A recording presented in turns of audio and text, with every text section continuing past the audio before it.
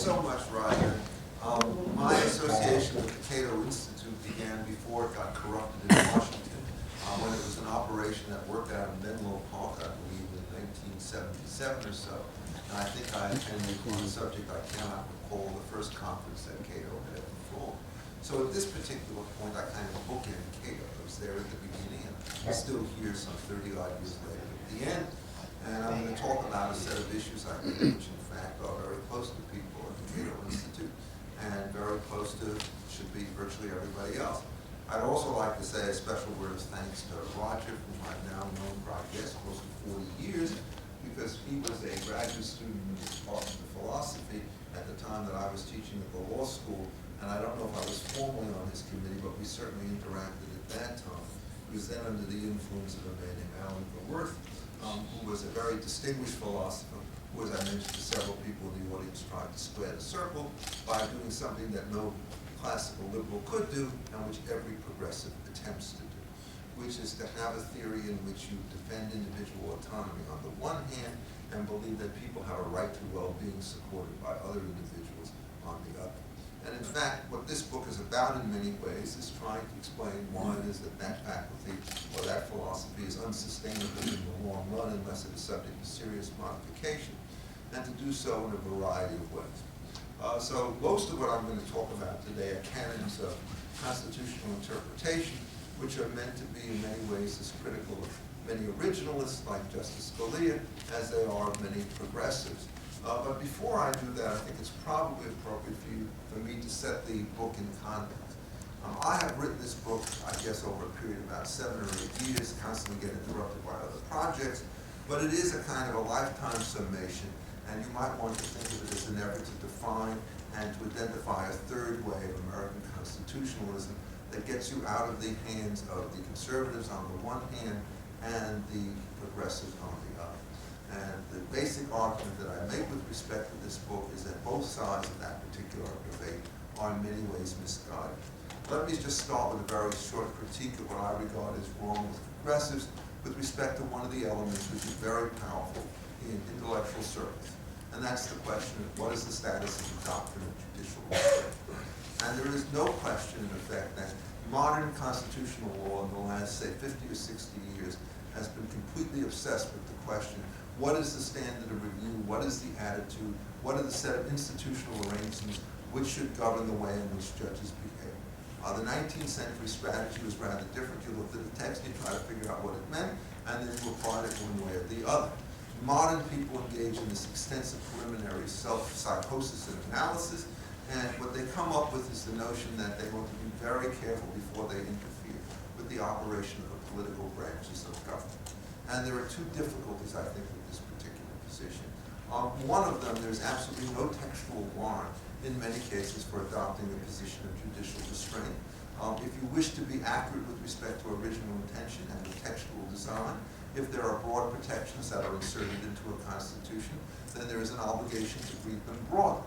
And so if you have a clause which says, nor shall private property be taken for public use without just compensation, it doesn't mean some kinds of public property, it doesn't mean possession, it means the full range of private property institutions as they develop in common law and by the statutes which are designed to supplement and to expand its operation, like recordation statutes on the one hand and the statute of frauds on the other. If there's a provision which starts to deal with the protection of freedom of speech, you can't talk about just speech, you also have to talk about freedom. And it turns out there is no one-sentence version of what we mean to freedom. It's a rather elaborate theory which tries to constantly talk about the need for individual autonomy on the one hand and the need to prevent one individual from trespassing on the like liberties of others as a second part to this particular theory. So in my view, in the moment you start to end into a situation of judicial restraint, you are not faithful to constitutional text, you are not faithful to constitutional meaning. The costs of this, of course, are very great. If one looks around and tries to figure out what is wrong with respect to governments over the world, you come to the very melancholy conclusion that by and large they are failed experiments. In some cases, like with Russia, they are failed experiments which continue to repeat each other at an alarming rate. And the question is, what is the source of that? And well, it turns out to be the dominance of the legislative and the executive branches it turns out to be the fact that any rule of law that they promulgate will be binding on the individuals whom they wish to oppress, but any law which is designed to limit their behavior is hopelessly ambiguous and therefore should be given whatever favorable interpretation an ingenious court can be able to identify in a particular case. So what happens in effect with the judicial restraint situation is that in the effort to stop judicial abuse on the one hand, you open the way up to congressional and executive power abuse on the other. And the art of government is not one that shuts down all abuse. You can never do that with a set of institutions so complicated. But you're trying to figure out how you limit the sum of the abuses of three branches of government, and you do not do that by saying, in effect, that the court should stand aside on major constitutional issues, and that the legislature and the executive should, in fact, have full branch. To give some explanation as to why it is that this theory actually works when you start to apply it, what I would like to do is to point to a couple of areas in which classical liberal principles have fairly powerful influence, and then ask yourself whether or not you think that they have had baleful social consequences. One of them is, with the exception of recent stuff on campaign financing, all the material with respect to freedom of speech is in fact organized along classical liberal lines. We have broad definitions as to what count as speech, including other forms of aggression, rather of expression, not aggression. We have justifications that can limit speech based upon force and fraud. We have fairly sharp limitations on the kind of remedies that can be imposed.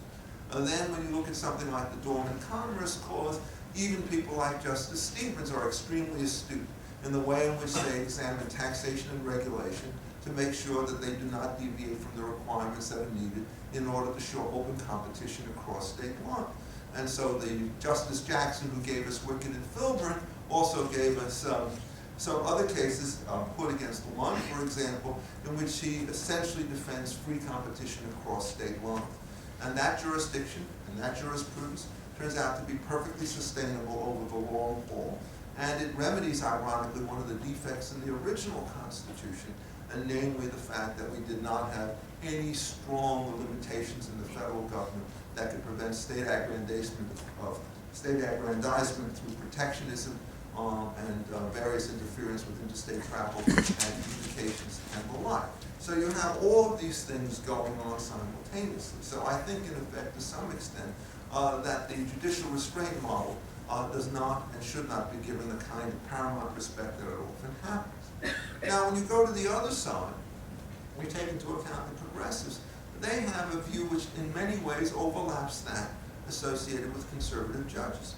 The progressives also believe that the courts ought not to interfere with respect to the general regulation of the economic system of the United States, although in many cases they will, sometimes right and sometimes wrong, protect various forms of individual liberties against government oversight and control.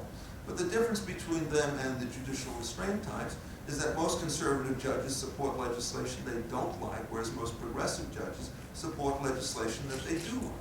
And the question is, well, why do they do this? And well, essentially they believe that the definition of a market failure in many cases is a competitive market. They regard that these things in fact create inequality of bargaining power, that they result in massive inequalities of wealth. But what they forget in all of these cases is that the presumption with respect to any voluntary contract is that it produces gains between the parties. The more rapid you can get these transactions going forward, the larger the sum of the gains will be, and that the need to worry about contracts is largely confined to antitrust type risks on the one hand and conspiracy risks to commit violence and fraud and other kinds of things. So the progressives essentially developed a series of strongly anti-competitive institutions through the 1930s, the Motor Vehicle Act, the Fair Labor Standards Act, the Civil Aeronautics Act, the National Labor Relations Act, and so the list goes on. And each and every one of these, it turns out, has sapped the strength of the American country, American Republic, and has made it more difficult for us to grow the nation in a way that solves huge numbers of problems.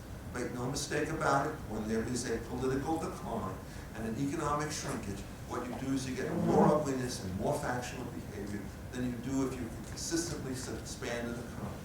And the progressives have lost sight of that particular lesson.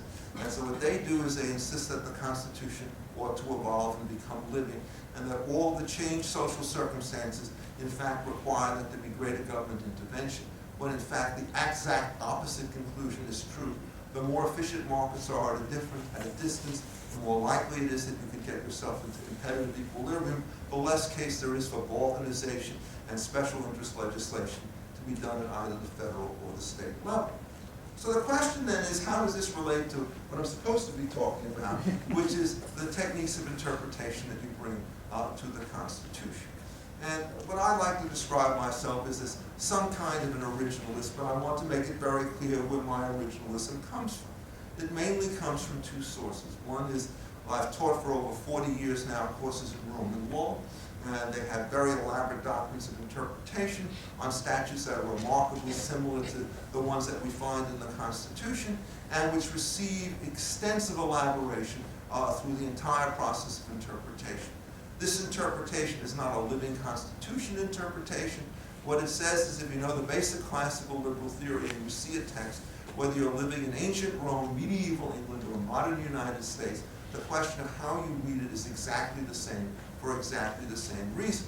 So if you take the Roman example, the basic standard says you're not allowed to kill a herd animal or a slave of either sex, and what you develop from that is an elaborate theory which deals with assumption of risk, with consent, with defense of third parties, necessity, so on down the line.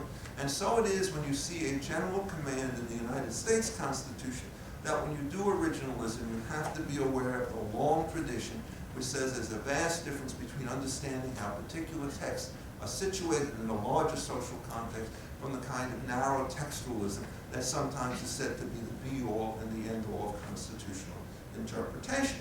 Now, to say all this is not to say that textualism doesn't matter. Quite the opposite. When you read particular provisions in the Constitution and you see that words are used in more than one place, you ought to move with great degree of concern to make sure that the meanings that they receive when written at the same time are consistent with one another. So if you take something like the Commerce Clause, Congress shall have the power to regulate commerce with foreign nations among the several states and with the Indian tribes. You have to do that with respect to the commerce that's also referred to in the next subsection of Article 1, Section 8, namely the ability to regulate commerce that moves in and out of ports, and the question of how it is that you make sure that entry and exit is not subject to various kinds of local prohibition.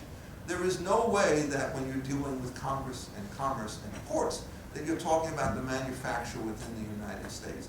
There is no way, if you're trying to figure out how it was, unfortunately, in a slave economy, you were able to preserve state autonomy, that you could ever read the Commerce Clause, so as to say that you could regulate internal and domestic production, so that when you start to think about the question of what the scope of the Commerce Clause is, you have to be aware not only of the textual meaning of it, as read by other clauses in the Constitution, the institutional framework, but also take into account its standard meaning in literary text and philosophical text at the time, and none of it squares up with the reading that one ends up with in Wicked and Filbert, nor can it in fact get you to the fantasy that Wicked and Filbert is nothing more when it supports the price-fixing arrangements under the Agricultural Adjustment Act. That is the same thing as Gibbons and Ogden, which was concerned with allowing free passage of the boat from Elizabethtown, New Jersey, into New York State Harbor. They are working in different orbits, and this was well understood by Chief Justice Marshall and deliberately obscured, unfortunately, by Justice Jackson when he wrote his most famous opinion. So then what is it that you're doing in constitutional interpretation once you get yourself the meaning questions correct? Well, you have to worry about various kinds of difficulties in taking a single prohibition and trying to figure out how you work it into a general. And it doesn't matter under these circumstances whether you're talking about First Amendment protection of freedom of speech or Fourth Amendment protection against unreasonable searches and seizures. And the first thing that you always have to do is to remember that this is a doctrine, or a document rather, which is designed to protect against various kinds of abuses by various sorts of individuals. If in fact what you do is you define your protection so narrowly, there will be obvious evasions for it. The example I give now of philosophical sophistication in a perverse sense is my grandson Noah at age 3. His mother sits up there and says, "Noah, you cannot hit anybody." And Noah looks at his mother and smiles and then promptly kicks you in the shins. He understands essentially that the principle of the narrow command, literally interpreted, allowed him to evade the command and get everything that he wanted. And so we can't talk about hitting. We have to talk about the direct application of force. And if you go back to the Roman text, they go forever. in talking about hitting and kicking and holding people and all the rest of the stuff, because what they're worried about is what we should be worried about under the Constitution. That in fact, if what you do is you prohibit certain kinds of activities and you allow other activities of the government to take place, you're not going to be able to achieve all the goals that you want. So it's not just a question of stopping speech, it's also a question of limiting it, throwing burdens on it. It's not just speech that you have to protect other kinds of analogous activities like sign language or dancing or other kinds of situations. And the basic intuition is, if you know what the basic function is of the particular clause, you cannot allow these evasions to artificially narrow and strangle the particular provision in question. And the basic way in which we read the First Amendment reflects all of that, because all the treatises, they don't talk about speech anymore. They tend to talk about expression in order to catch the broader notions. And this is perfectly consistent with the way in which classical liberals and classical scholars in Roman times interpreted basic text. Well, the second part that you have to worry about in this particular enterprise is the question of whether or not these texts are categorical commands or whether or not they're just presumptions. And if one starts to go back and think about the system of pleading, which, by the way, was developed with tremendous sophistication as early as Gaius in 160 or so AD, what you discover is that every command that you would assent to is a command which is a presumption and not an absolute.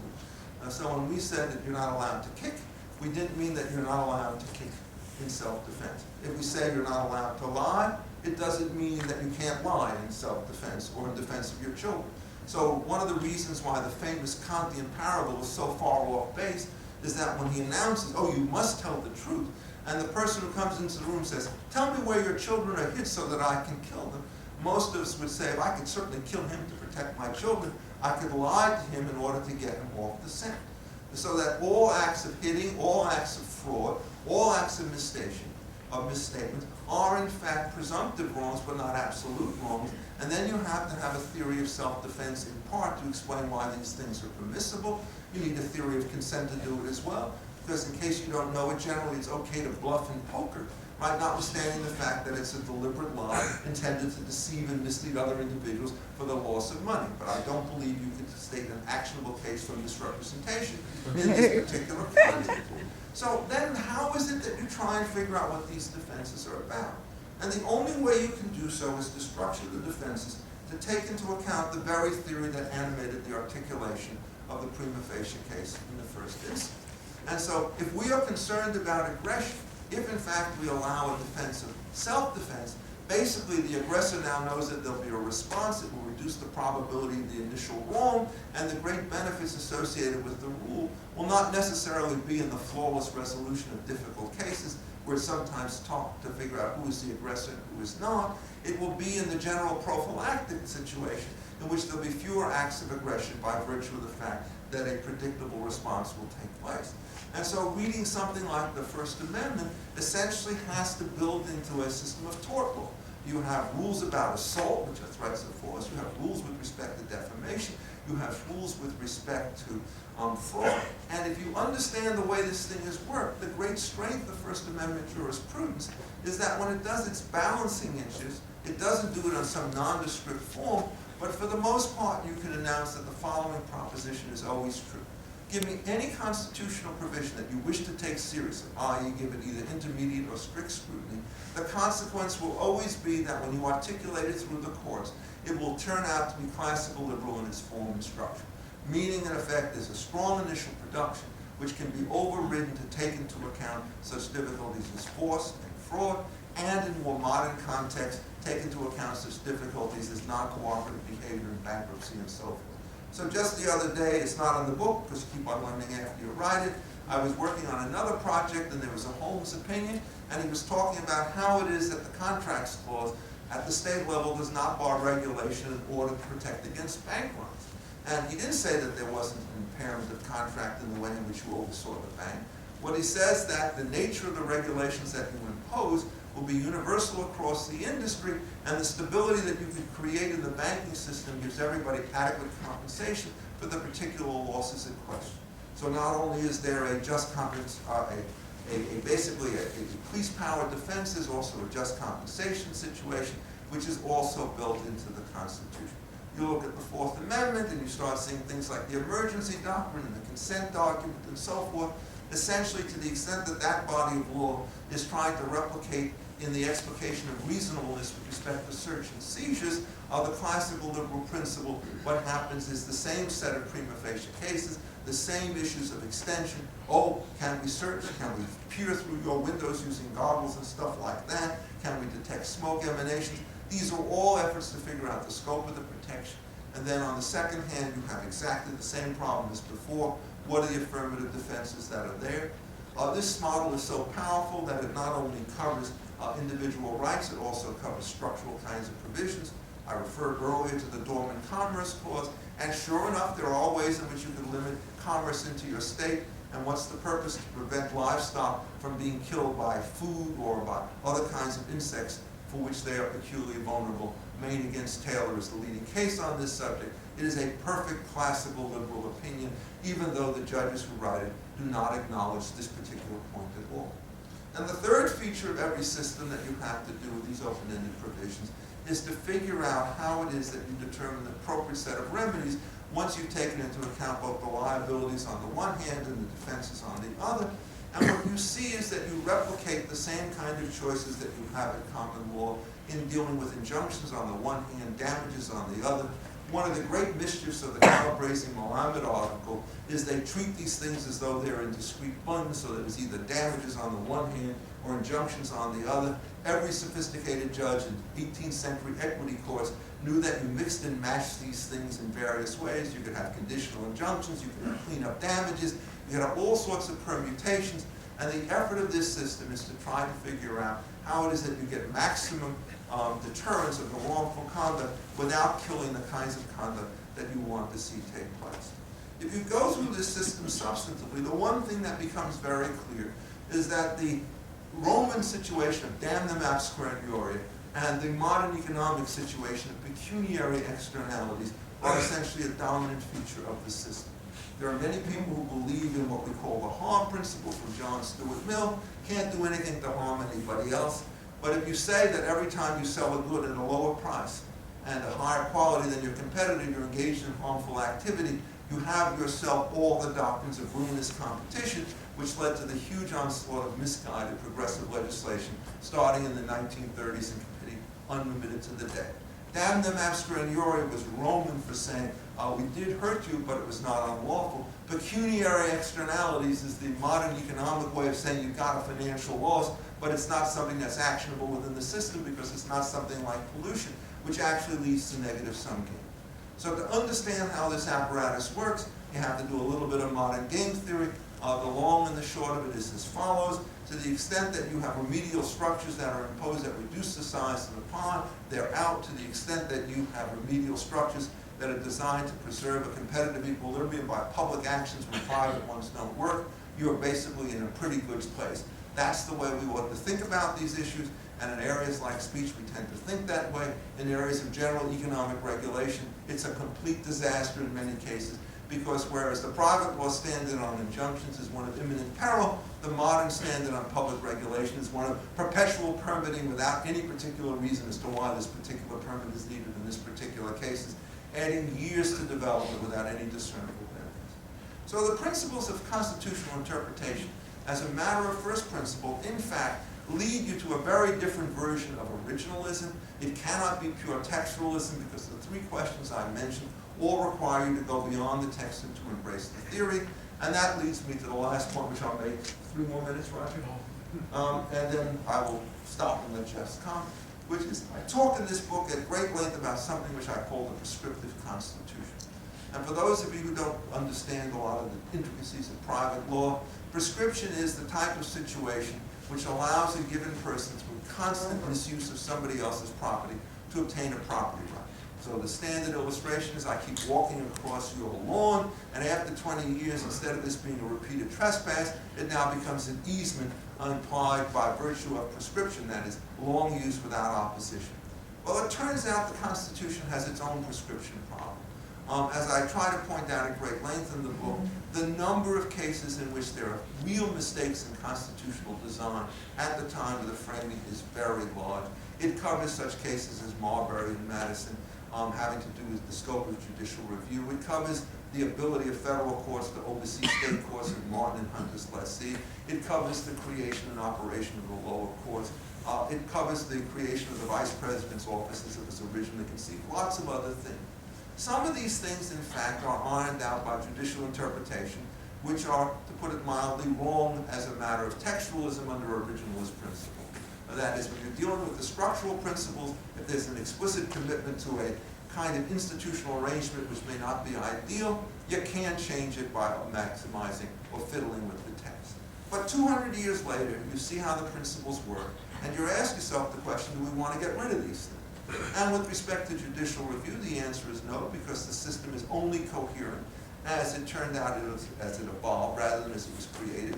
Do you want to get rid of the Dormant Commerce Clause, which is textually very suspect? Answer no, because it promotes various kinds of economic liberties. Do you want to get rid of Plessy v. Ferguson, which created a systematic form of segregation throughout the South and much of the rest of the nation? Doesn't seem to me that that's a form of classical liberal judgment. So at the first opportunity to dismantle those things, you want to take them, and to remember that as matters of government enforcement, John Marshall Holland I was correct when he talked about a colorblind constitution, which of course is what is required by the general application of the civil and criminal law as developed under classical liberal principles. So the reason why constitutional interpretation is so difficult is you're constantly worried with two problems. One is the very serious problems of textual interpretation, and where some of these clauses are rather nasty, like fugitive slave, others of which we keep, which turn out to be deeply problematic unless you can set them against the background of classical liberal theory. And then you have to deal with the problem of mistake. If you get something wrong, do you keep with the error? Do you try to reverse it? Do you try to reverse it in one shot or in many shots? That's a much harder set of judgments to make. But the important point to make here in this brief time is just this one, which is if you don't distinguish amongst the various problems, you'll never get any of them correctly solved. And a lot of what I'm trying to do when I talk about originalism in chapter 3 is to basically break down a problem in order to be able to get beyond the debates which say, well, originalism is a matter of intent, no, it's a matter of public meaning, and so forth. It turns out both of those things are relevant to the debate, as they are in the interpretation of any standard contract or statute, but they're far from the whole story.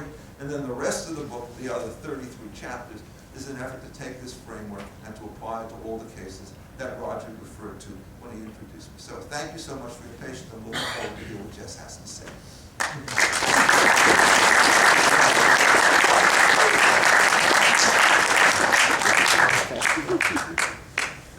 Well, thank you, Richard.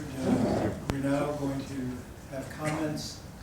We're fortunate to have them from Jess Braven, who covers the Supreme Court for the Wall Street Journal. After earlier postings with the Journal as United Nations correspondent and editor of the Wall Street Journal California Weekly. Jess is the author of The Terror Courts, out just this year from Yale. He's also the author of a new account, a new account of military trials at Guantanamo Bay. He's also the author of Squeaky, The Life and Times of Lynette Alice Frome, which St. Martin's published in 1997. He's contributed to books including Violence in America, an Encyclopedia, and Crimes of War 2.0. His work has been recognized with the Elizabeth Newford Memorial Prize for coverage of the International Criminal Court, the American Bar Association's Civil Gavel Award for coverage of legal response to 9/11, and with the Wall Street Journal team, the National Press Foundation's Excellence in Online Journalism Award for coverage of the Supreme Court's healthcare case. Prior to joining the Journal, Jess wrote for publications including the Washington Post, Harper's Bazaar, and Spy magazine. Evaluated scripts for a Hollywood talent agency, managed a campaign for a local school board. While in law school, he served as a member of the University of California Board of Regents and the Berkeley, California Police Review Commission. He's also led the effort to designate Raymond Chandler Square in Hollywood in honor of the hard-boiled novelist. Jess is a graduate of Harvard College and University of California, Berkeley, Bolt Hall School of Law. Please welcome Jess Braven.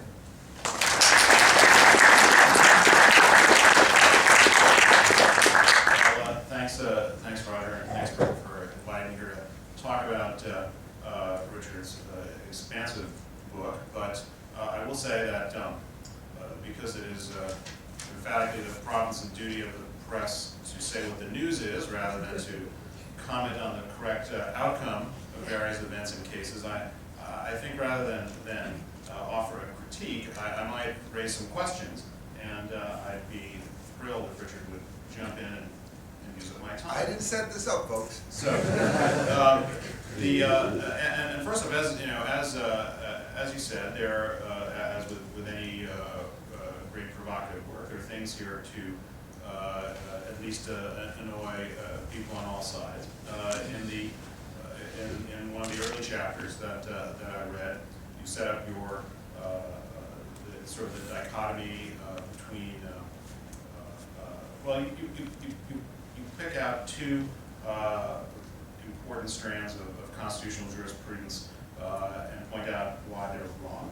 And one is the off-beaten horse of the Eighth Amendment jurisprudence that Chief Justice Warren said in 1958 takes its meaning from the evolving standards of decency that mark the progress of a maturing society, and you explain why you think the court was wrong to continue that approach. But then also you talk about the Heller case and the more recent Second Amendment jurisprudence and why you think the court was mistaken to expand its concept of individual rights to include weapons and gun possession.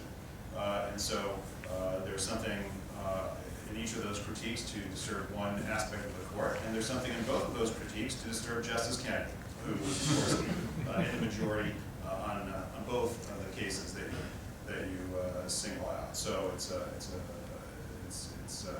fun to read, and as well as being quite provocative and thoughtful. But you know, jumping ahead to the end of the book, and as Roger said, you touch on many things from individual rights to obviously to the criminal justice, all kinds of things, free speech.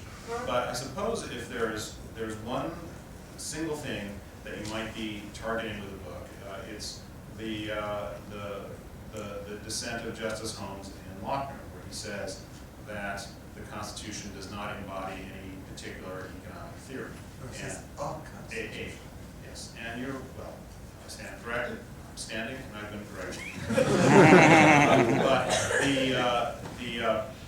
the point being that throughout the book, I guess the overarching theme is that the Constitution does embody an economic theory to a degree at least, and that is perhaps not in all its extreme, but the free market, laissez-faire approach that began to get regulated significantly in the early 20th century and beyond in the progressive era. So that I would, seems to be the overall theme, and that sort of led me to some questions that I might ask you.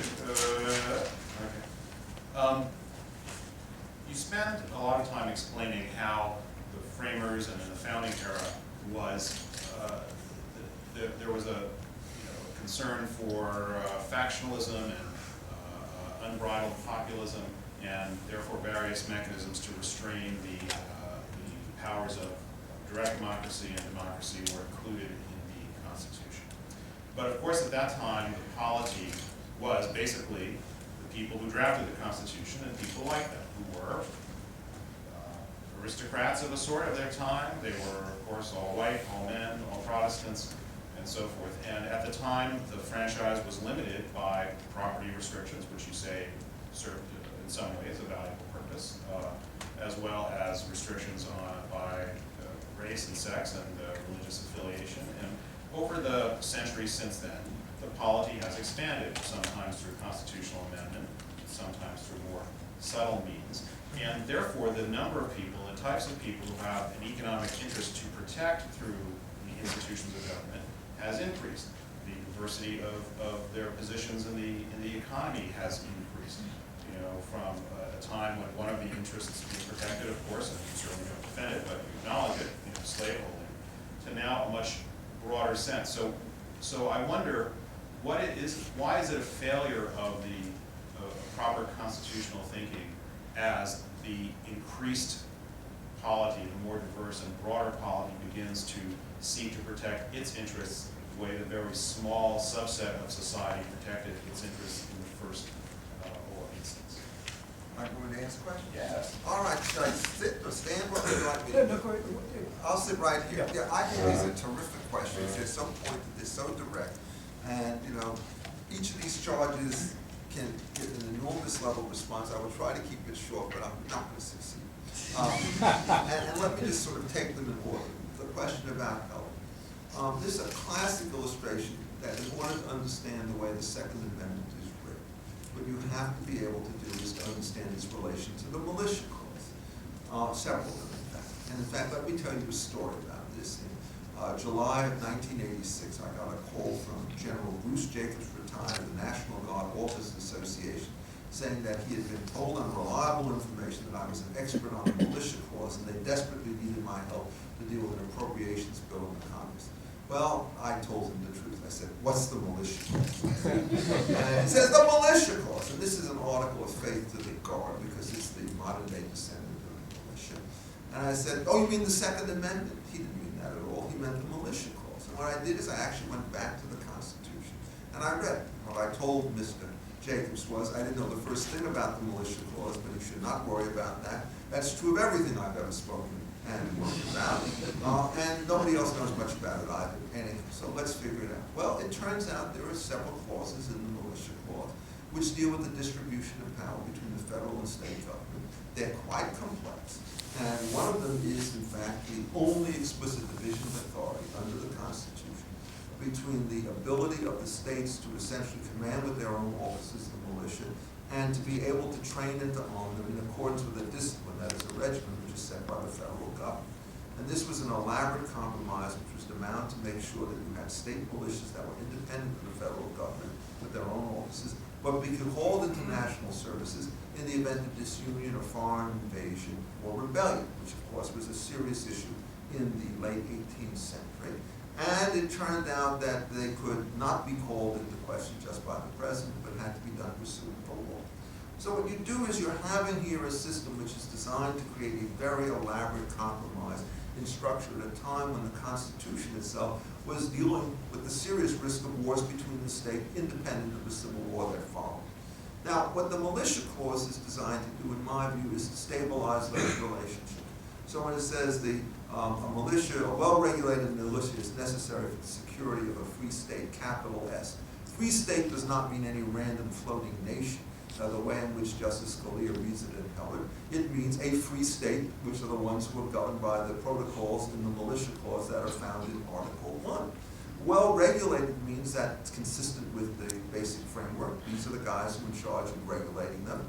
And it means that the federal government cannot infringe on the right to keep and bear arms, because if it can do so, it can upset the way in which the state militias operate.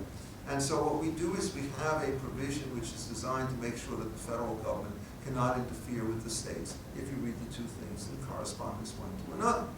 The first thing that follows from this is that the militia clause has no application only in one place, which is Washington, D.C., because that's the situation in which you have direct control through territorial situations, and you don't have any of the federal and state interaction. And if you go through Justice Scalia's arguments, all of the explications associated with the meaning of keep and bear arms are irrelevant unless you get the basic structural threshold correctly. And what does he do by way of interpretation? He makes, I believe, two serious mistakes. One is he treats that first clause, instead of showing the connection to the rest of the Constitution, and treats it as pecatory, and he knocks it out. So, you know, generally speaking, if you've got 28 words in a constitutional provision, and 14 of them are just thought to be wind up, you're not doing constitutional interpretation, you're doing constitutional amendment. But of course, if you just say, the right to keep and bear arms shall not be infringed, that then becomes an absurdity unless you read it in classical liberal tradition, which is to talk about police power justifications. And so what you have to do is, having knocked out 14 words, read it in a bunch of other words with respect to the police power. And what Justice Scalia said, rightly in my view, is that this is a serious constitutional provision. You can't use rational basis. You have to use some level of intermediate scrutiny. But he's gone down the wrong path. Well, if he's got it wrong there, what do you do about the next case in McDonald? And that's a case in which the state is doing direct regulation of its own people. And I am not a fan of most of what these people want to do. I basically think that the more guns, less crime situation is more true than false, although obviously not perfect. But I don't see any way in which you can incorporate against the states a provision which is designed to keep the federal government from regulating what the states can do. So is there any way to get there? Well, there may be. You have to go through privileges and immunities. And this gives you a real difficulty, because what you see when you go through the privileges or immunities clause, it was read wrongly, in my view, in the slaughterhouse cases, to cover only, quote, federal rights, the ability to petition governments and to use navigable waterways, instead of being a basic charter of liberties to make sure that the states could not oppress their citizens. And of course, if one remembers in Crookshank, what the newly elected southern states did was they disarmed their southern blacks and then proceeded to slaughter them. So what they did is they said in the privileges and immunities clause, right to keep and bear arms may be there, which is an alternative path.